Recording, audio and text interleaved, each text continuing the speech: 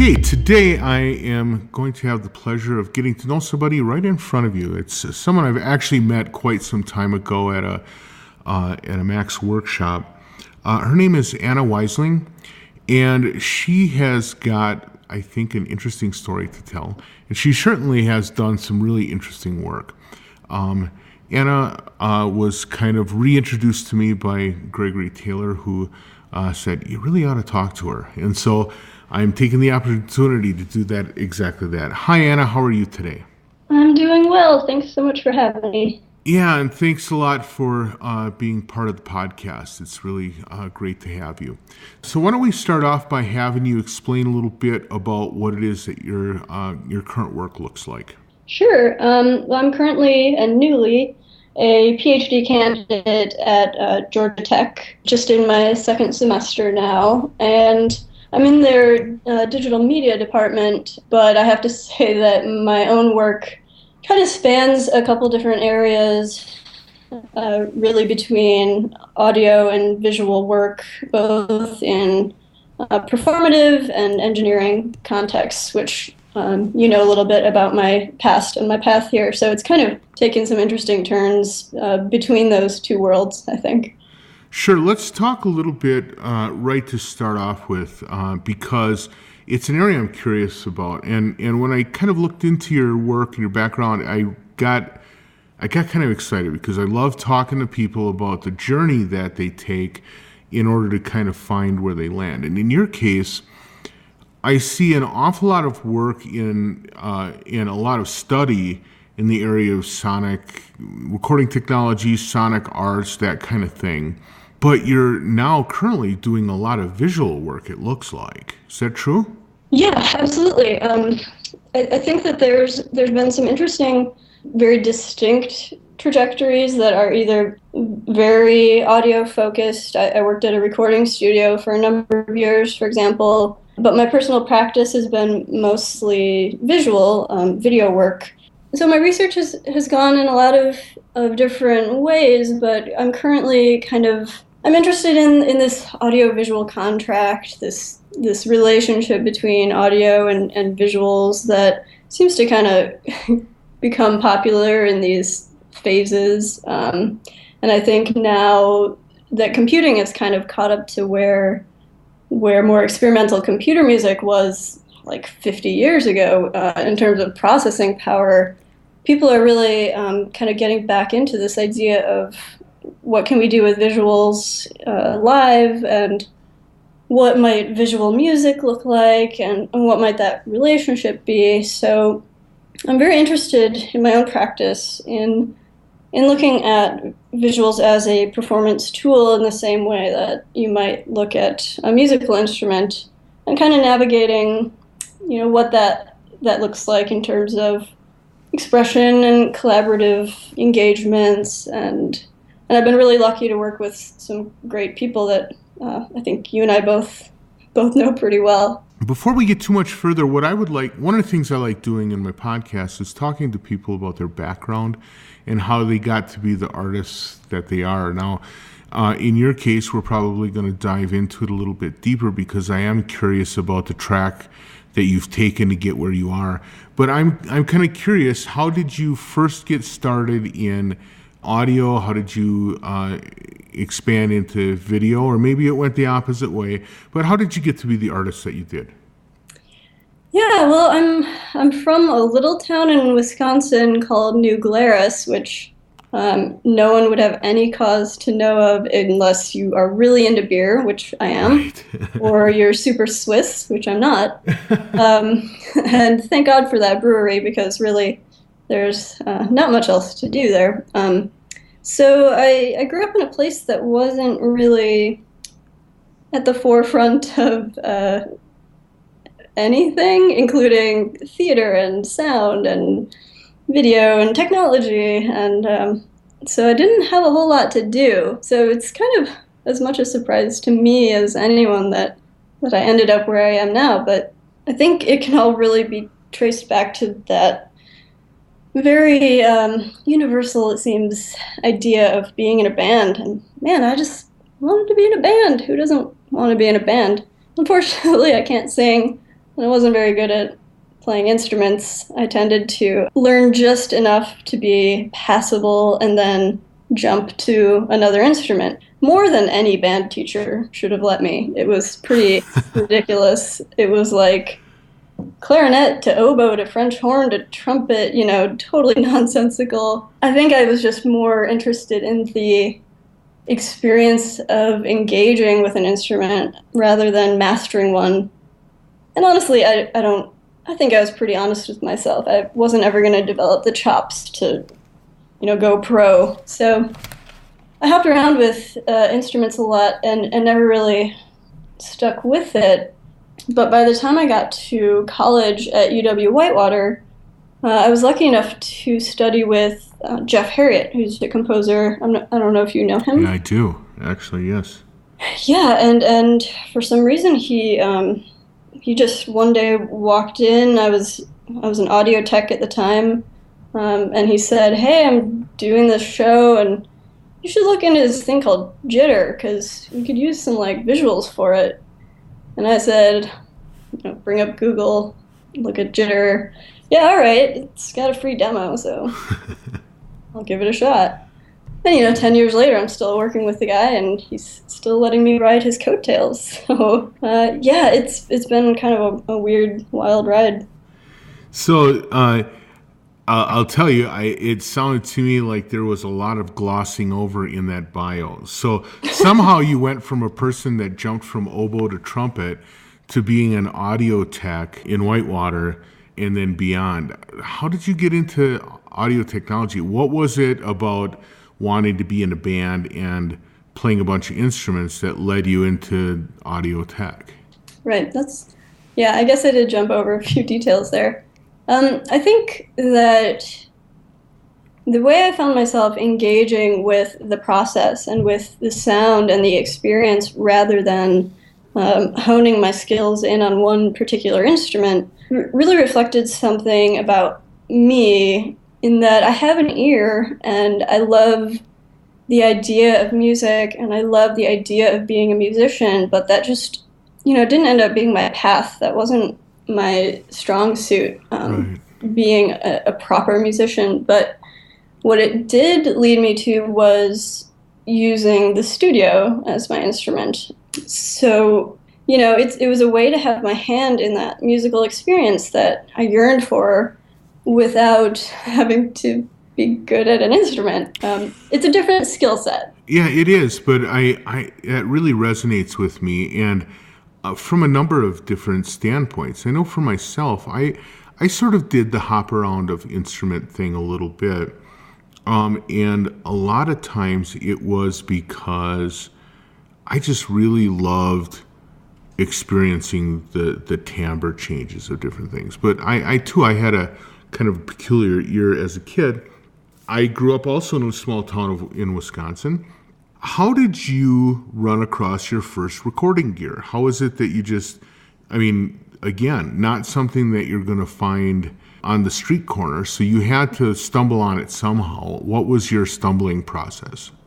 Yeah, well, UW-Whitewater, for all its kind of small town issues, actually has a pretty terrific, I don't know if it's a recording program per se, but they have a great radio station, and they have a little kind of studio setup with the soundboard. I don't know what they have in there now, but one of my other professors, Brian Lucas, he would open the opportunity to any of his students to join him on recording sessions that he did, because he's a great musician. He plays harmonica in a lot of blues bands and is just wildly talented and a great person overall. And I took my first recording class with him, and when he put out that offer, I was there. That was like right. Chance to go record a band with my teacher. Seemed, why would you not do that? So I recorded with him a fake Irish band, the Grottos, and I mean that in just the most endearing way possible. But yeah, it was tons of fun, and you can imagine what a fake Irish band recording studio session might look like. Right. It was exactly that. So I kind of fell in love with it from there. That's phenomenal. That's a great story. From seeing this and interacting this, did you end up then sort of taking an academic approach at the recording studio, or was it more like it was there and you started working in it and you kind of bootstrapped yourself? Which approach did you take? It was definitely just more kind of boots on the ground, getting to learn the lay of the land, the terminology, just, the whole technique and just the culture. And by the time I'd applied for a few internships when I was getting ready to graduate, and actually I went to Smart Studio, which is unfortunately now closed, but Right. I interviewed with Mike Zirkle at the time, and he was so great. I don't think they had an opening, but he agreed to meet with me anyway. And one of my questions for him was something along the lines of, if you could give one piece of advice to a student about to graduate who wants to go into recording, what would that be? And he thought really deeply about it, and you could tell that this was coming from his heart when he said, "Change majors." And I said, "Oh, well, thanks. Not what I was shooting for, but Might be a little late for that, but thank you for your time." As luck would have it, I actually got an internship at Audio for the Arts, which was just right up the street, and he now works there. So kind of comes full circle in some ways. Indeed. Well, that's cool. In that process, I think that there are a lot of people, their first taste, especially if they go to school for some form of recording arts or music technology kind of stuff, they end up in that first internship. And it seems like people tend to come out of that internship with one of two things: either an abiding love for it, or this foreboding sense that, oh my God, this is not for me. My assumption is you came out of it feeling pretty good. Yeah, it was heartbreaking to leave. The guys that run the place, Steve Goucher and Buzz Kemper, are just amazing people, amazing engineers, and it became like family for me. So it was really difficult for me to make the decision to leave. But on that same token, I knew that Mike Zirkle had really hit on something when he said change majors, because it is increasingly difficult, as I'm sure you know, to make a career out of something like audio engineering, especially if you want, healthcare or Right. vacation days. Or an income at all. Right. Yeah. After having grown up kind of in this rural southern Wisconsin and going to school, you ended up taking on a master's program in Belfast, right? I did, yeah. Master of Sonic Arts. That seems like a crazy leap, other than your connection with fake Irish bands. Right. I'm having a trouble imagining that, the idea that's like, yeah, I feel Belfast coming on. What was the transition that led to that? Yeah, that's funny because, oh boy, you couldn't pay me to go back to Belfast now. It was a rough year. You're right. It was a leap, but truth is, I loved academia, for one, partially because I was so fortunate to be surrounded by people like Jeff Harriott and Brian Lucas, who, as my mentors and teachers, really just embraced me and gave me every opportunity they saw that could possibly benefit me. So I had this fabulous relationship with academia at the time, which would soon dissolve into just a rainy, cold year in Ireland. And the second thing was that, it was a Sonic Arts program. I'm not a musician. I'm not a composer. A visualist who happened to work at a recording studio, and they seemed totally okay with that. And I thought, why not? If they think I might have a place here, it's a year, and I think it could be good for me. I might totally fail, but I might really learn something. And I think the truth was somewhere in between. Right, sure, as maybe often happens. Now, by this time, had you already started making waves with your visuals, or were you still kind of just dipping a toe in? Making waves. Wow, have I done that? That I don't know. would be great to I would say that you have, but maybe that's just because, I look at your work and to me there's maturity to it, which a lot of times maturity in visual work comes from doing it over a long period of time, right? Mm-hmm. And so maybe making waves wasn't a great phrase. Maybe just, I don't know, what do you call it when you put your attention on a method of art making, right?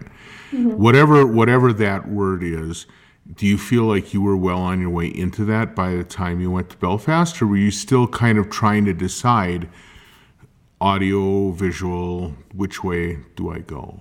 Yeah, I wish actually that I had been thinking more in terms of which one when I made that decision to go, because it was a strange navigation when I got there, between, do I take composition with Eric Lyon, or do I take, but to get to your real question, I think by the time I was getting ready to go to Belfast, I had had a good few years working with Belmonks, which was Jeff Harriet's sleepy rock band, and the Weather Duo, which was this kind of experimental duo, cellist and bassist. And I think I had worked with them for maybe 3 or 4 years by then, as their honorary fifth or third member doing live visuals. So I don't know that my work had necessarily matured, but I had certainly found a foothold in that world and, kind of started forming my own idea of what I wanted to do as a personal practice. So I had some comfort in the idea of being a live visualist by the time I was heading to Belfast, yeah. Belmont's work is really interesting because the music itself is pretty haunting, and then your visuals seem to like really echo that sense in a kind of a very peculiar way, and it's hard for me to actually put my finger on it because it's not kind of typically what you think of as visuals for songs, right? Mm-hmm. So that was stuff that you'd been doing prior to even going to Belfast? Is that what you're telling me? Yeah. So yeah, the Belmonks is an interesting project that's ongoing actually, though I'm not really a part of it anymore. I think what happened with that was that as you know, they've got this really kind of dense, heavy, thoughtful, sleepy sound, right? That I think lent itself a little bit, I guess, to cinematics isn't the right term, but there's this kind of cinematic feel to it at times. And it's also, though, kind of heady. Like, my mom doesn't go to Belmont's shows. It's not her jam. But it's not the easiest thing to sit through because you have to really embrace the space that they create. And so the video for them really reflected, I think, the textures they were developing and reinforced their form and movement that they were developing. But, there was never a narrative, which, if you've listened to the lyrics, would have been pretty impossible. I don't know how I could do wingspans and constellations of feathers drifting among the stars. Right, I hear you. So it's not a music that's easy to experience, and I think that layering some of that light, like visual light, on top of it made it a little more accessible, maybe. Yeah, well, one of the things that to me too I thought was interesting is, and maybe this is why it spoke to me. After watching the video with the music, it was hard for me to imagine hearing the audio without that visual. Interesting. It was like they were melded in a really important way.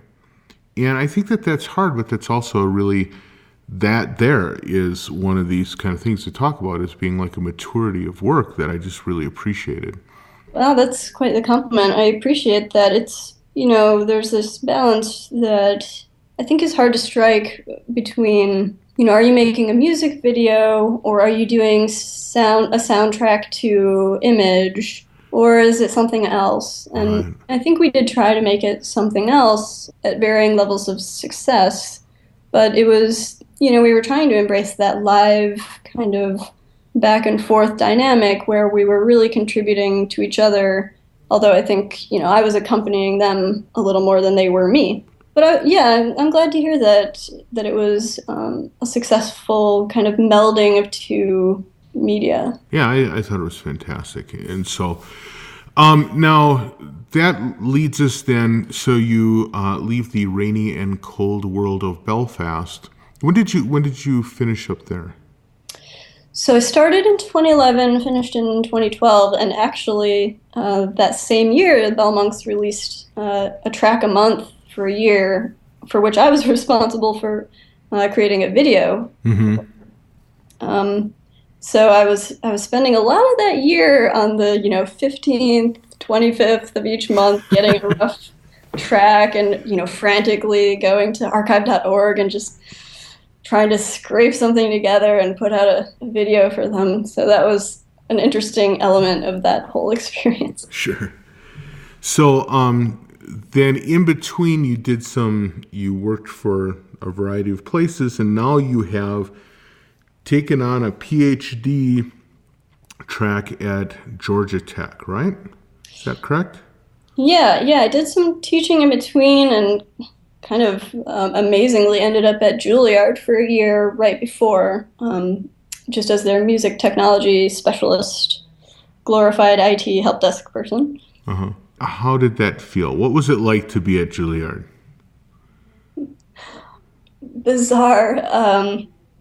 Yeah, I was actually interviewing for that position over Skype because I was still in London at the time, and I don't know, I'd kind of bounced around a bit, and when I got that call, I was like, wait, Juilliard? Is there another one, like in Kansas this one somewhere? has two eyes. I don't think the real one has two eyes, but it does, in fact, have two eyes. So it was bizarre. The whole thing was bizarre. It's still bizarre to me, but yeah, that's where I ended up for a year.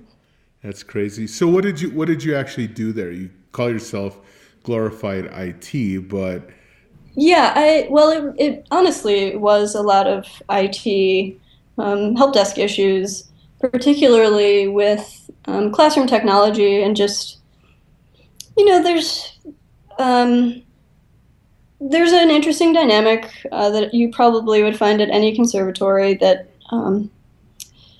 what is the purpose of a conservatory? It's to put out the most talented musicians in the world, and that is sometimes at odds with the idea of experimentation and technology, and whether or not you're going to prepare students for the real world or the idealized world.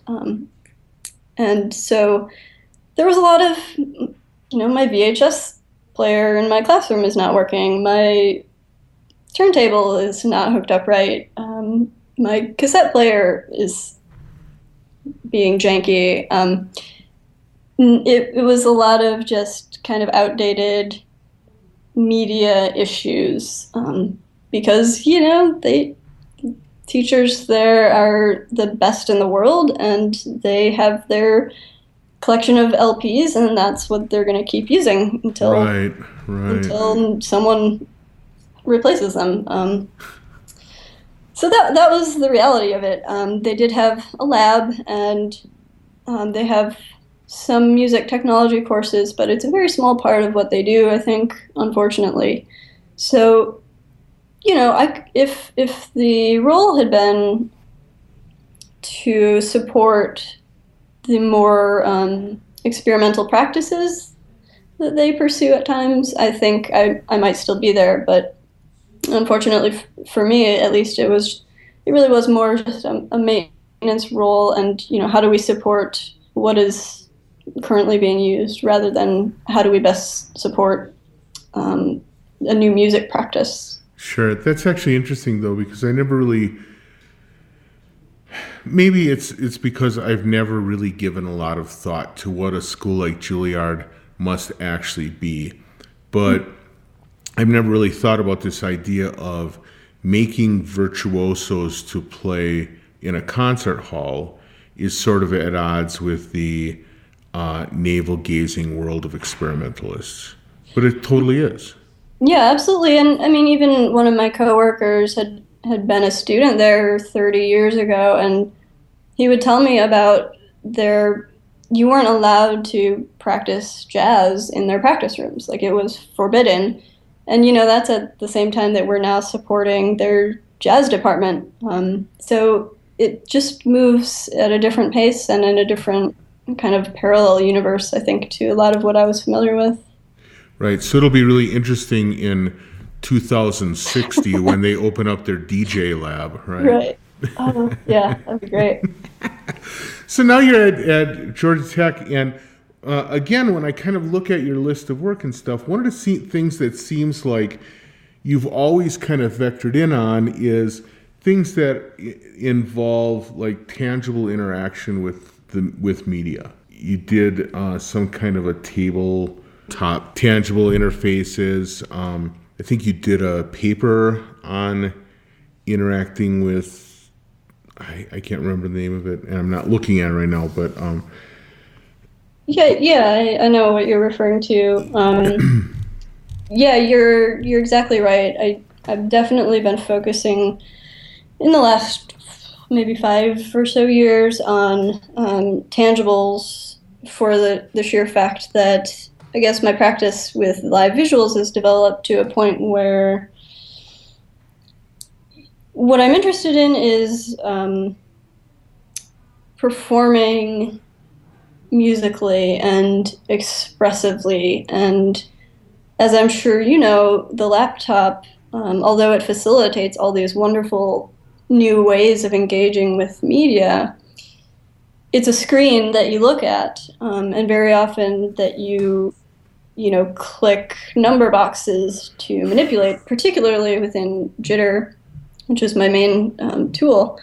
And you can hook up a MIDI box to that, but for visuals, then you're working in this like incredibly musical paradigm that just doesn't quite gel. So that's all really to say that I want to make stuff that can take me away from my computer and allow me to look into the faces of the people I'm working with on a stage, rather than diverting my attention from number box to screen to cellist to dancer to screen to number box.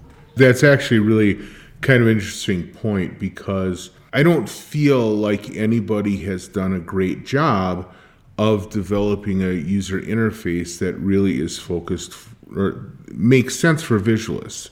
Because if nothing else, there's always the disconnect between where your hands are and where your eyes have to be. Yeah, and I mean, it's reasonable enough. There are so many parallels you can make between the visuals and sound, and certainly people over the years have. You can map pitch to color and amplitude to brightness and all of these things. But, if you want to take visuals as a tool and really be expressive with them, then you need to decide what are the parameters that I need to express what I want to express. Are they universal parameters? Are these notatable parameters? If I build an instrument, what do I need to control, and how do I communicate with the other people on stage? It's not quite as easy as, all these people are, making guitar, hybrid, theremin, whatever, Wii controllers for sound. I'll just take one of those and use it with video, because there are mappings, but that they don't necessarily come out on equal footing, if that makes sense. Oh, it sure does. Now, my question then, what I want to jump right to is this idea of mappings, because I'm always fascinated by how people approach the concept of mapping. If you're going to be connecting with the work that you're providing visuals for, and now we've jumped from your background directly into your performance practice, but when you talk about interacting with people who, your visuals are going to be working with other people doing their artwork, there has to be some kind of connection, and sometimes it can be sensed connection, like you say, like amplitude becomes brightness, or the more high frequencies I get, the more red the color gets, or whatever. Right. And those are sort of like first generation connections, right? Or you might even choose to say, well, I'm going to listen, and when I hear it bright, I'm going to turn up the reds because, then it's sensed by me. And that actually is a nice indirection. But your work looks to me like it is there are many more indirect mappings, or maybe you just have a lot of mappings, and that ramps up the complexity, right? What are the things that you look for as really sort of rich mappings that work for you? Mm-hmm. Yeah, I mean, you can certainly, if I go back to my patches from early bell monks, it's like cable salad that you put into presentation mode to like hide your shame and stuff it down the memory hole and just pretend that you were much better and don't look at the mess. It's just a lot of mappings and objects connected to gates, connected to switches, and there's nothing wrong with that, of course. But there are arguments for connections down to, like we were saying, frequency and hue and pixel and sine wave, or you can kind of zoom out and go really broad, like narrative or movement or sentiment. There's no real shortage of ways to map things, but that runs the gamut of kind of so connected that no one has any autonomy and you're just this iTunes visualizer, or you're so disconnected that it becomes kind of meaningless. Or it's just robotic. It's just you set up a bunch of sensors and now the robots have taken on the task. Yeah, absolutely. So I think I'm just more interested in really these kind of shared performative capabilities and how to facilitate an expressive collaboration and kind of co-construct moment by moment the trajectory of a piece. And this is all obviously really dependent on the person I'm working with. And I think it's almost as much about who my collaborators are as much as it is what content I'm working with or what mappings I'm doing. Sure. One of the things that I find, one of the most enjoyable artistic practices of mine is working with a dance company. And one of the reasons that it's so enjoyable it's so fulfilling is that I work with them as a collaborator rather than as a visual artist. So what happens is they bring me in during early rehearsals and we look at stuff and I'll do something, I'll quickly patch up some ideas and that'll like light up some ideas for them and they start doing movements based on this concept. And it's this sort of like, dogs chasing each other tail thing that ends up sort of producing, for me, very satisfying result. Mm-hmm. Do you do that kind of thing where you're working really working as a collaborator in that way? Well, not with dancers because they be crazy. No. Well, there is that. I've worked with some dancers and it's been great. It is you want to feel like you have some shared vocabulary, and unfortunately that comes a lot easier to me with musicians than dancers, but I have had some great experiences with dancers.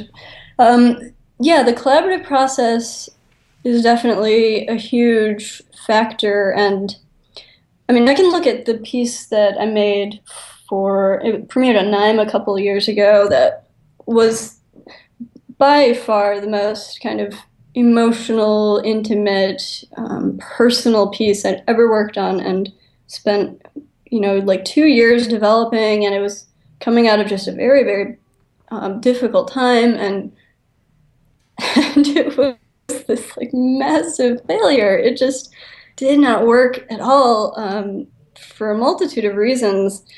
And then I look at, another piece I did recently with it's a flashlight and a webcam. And I sit down and I play with a flashlight and a webcam. And it's incredibly successful. It's incredibly satisfying. And the only thing I can really identify that are different about those things is that one is very kind of rigid and structured and overwrought, and one is very open and dependent on the context of the performance and who I'm performing with. And it depends on this ability to kind of be in the moment. And, there's no measuring that kind of magic that can happen when two people get on a stage, and you really can't write that into a piece. It just has to be there. Yeah, well, I'll tell you, you just broke my heart with that story because I thought it was going to go a different way. I thought you were going to say that you worked for 2 years on this intimate and, focused piece, and that it was such a cathartic moment, and you were so glad you put the effort into that. And I was going to say, you're making me want to do that too. And now you said it was a colossal failure, and I'm like, well, I'm never going to do that ever. It was, well, I don't know. It was a failure for me. Well, And luckily it involved this like really lovely little glass box full of sand and stones, and I have that glass box in a gator case, and I shoved it under my desk, and I haven't opened it since. So it has been cathartic. I got to like close the box, put it away, and be done with it. that's one of the real upsides of making tangible interfaces is that you have something to throw in a dumpster when you're done, Right. right? They're flammable. It's a great thing. That's awesome. Oh man. Well, we're sort of getting to the end of our time. I really appreciate you taking time out of your schedule to talk with me. A couple of final questions. First of all the work that you've done to this point, what do you think is the best work that you've done? So that's different than saying what's the most successful or Yeah. what got the most rise out of people. But I would say of your work, because I'm always interested in hearing how people think of their own work. So I'm curious about that for you.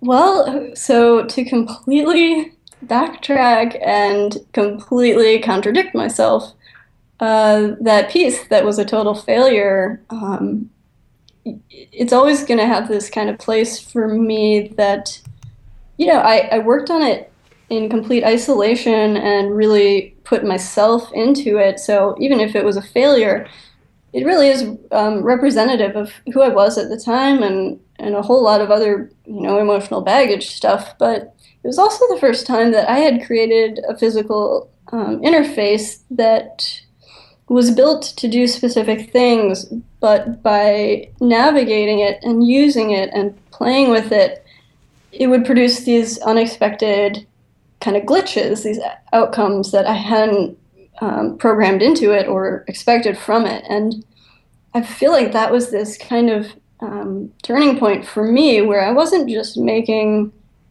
a MIDI controller. I was making an instrument that behaves in its own way, and sometimes would fight back, or it was just kind of this more robust, had this depth that I felt really like I was playing an instrument of my own creation.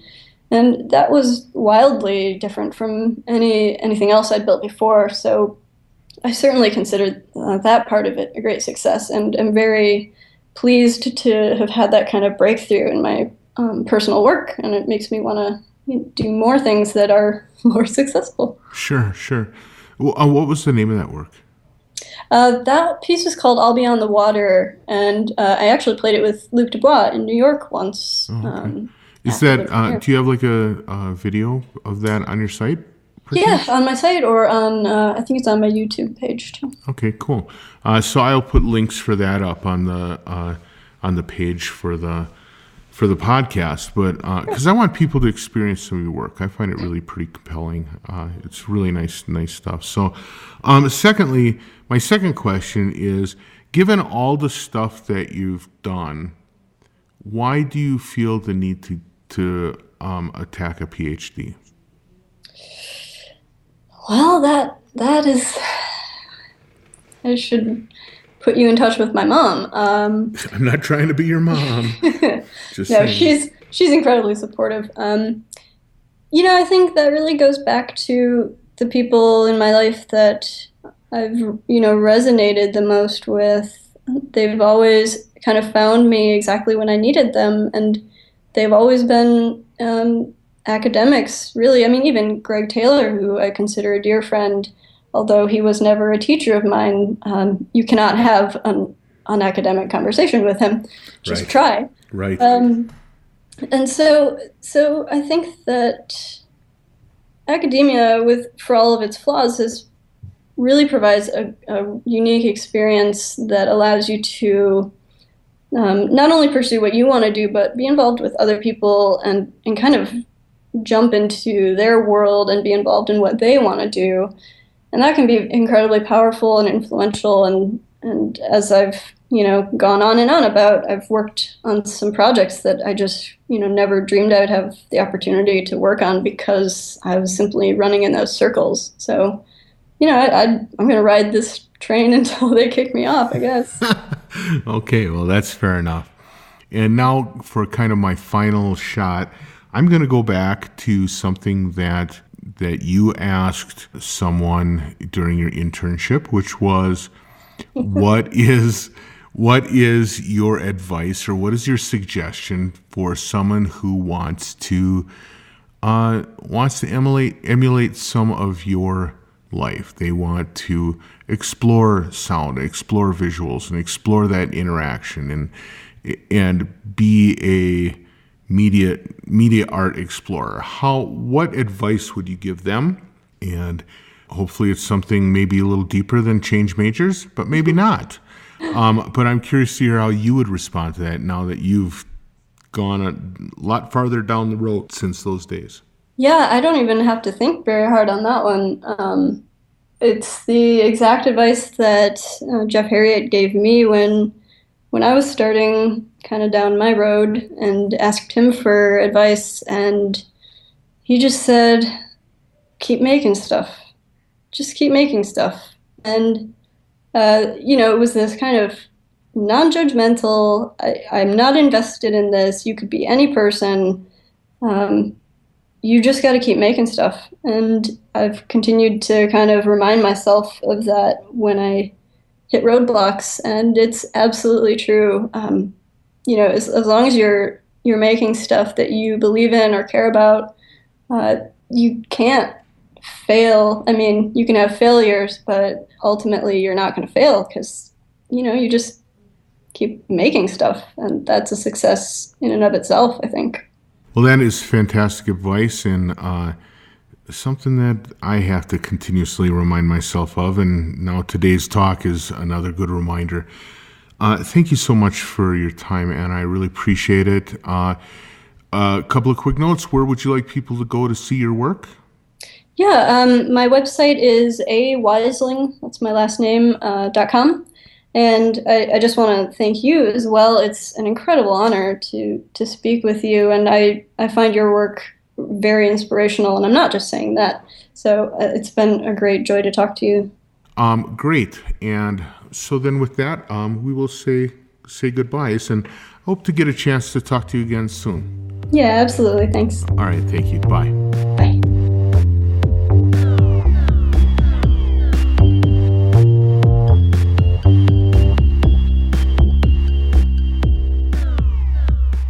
All right, there's a lot of repairs going on around the house, so I'm going to take the opportunity to really quickly say thank you to Anna for spending a little time talking with me and with us.